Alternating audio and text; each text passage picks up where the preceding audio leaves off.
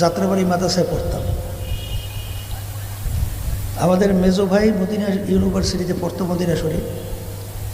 সে বাংলাদেশে আসছে। সে বলতেছিল আমি আগামী দিন চলে যাব, দেখা করার ব্যাপারে বলছিল সদরঘাট এসো, ঢাকা। তা তখন আমি চিন্তা করছি সদরঘাট গেলে তো ভাইয়া আছে, টাকা পয়সা থাকবেই। যাওয়ার পরেই মানে সময় মনে হয় এলোপাতারি হওয়ার কারণে তাকে আর পাইনি। এখন আমি মাদ্রাসা পৌঁছবো, পৌঁছতে আমার 1 টাকা না জানি 8 আনা পয়সা শর্ট আছে, নাই। তখন এখন আমি একজনকে পাঠাইলাম, তখন তো ছাত্র। সে বলল কি আমার কাছে টাকা নাই। এখন আমি কিভাবে মাদ্রাসায় পৌঁছবো?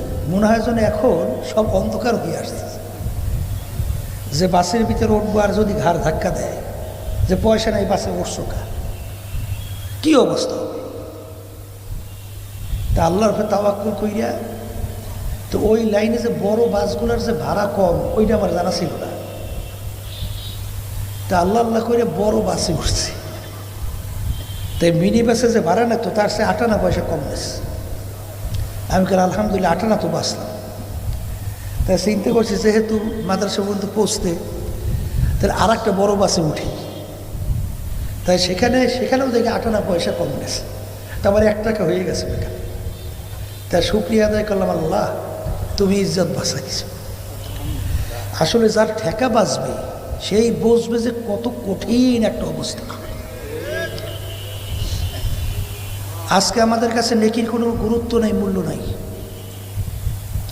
অনেকে হয়তো বা মনে মনে বলতে পারে, হুজুর আপনারা আলোচনা করছেন লক্ষ লক্ষের নাকি আমল নামায় জমা হবে। হুজুর কই, দোকানে যদি 1 কেজি চাউল কিনতে চাই নেকির বিনিময়ে, দোকানদার 1 কেজি চাউল দেবে? কথা বলেন, দেবে? জুতার দোকানে 1 জোড়া জুতা কিনতে চাইলে 1 জোড়া জুতা দোকানদার এই নেকির বিনিময়ে দেবে? এক শ্রেণী দুনিয়াদাররা, এরা আমাদের কথাবার্তা শুনে কিন্তু টিটকারি মারবে, যে নেকি এত কষ্ট করে কামাই করিয়া কোনো কাজে লাগে না, দিয়ে কর্ম কি?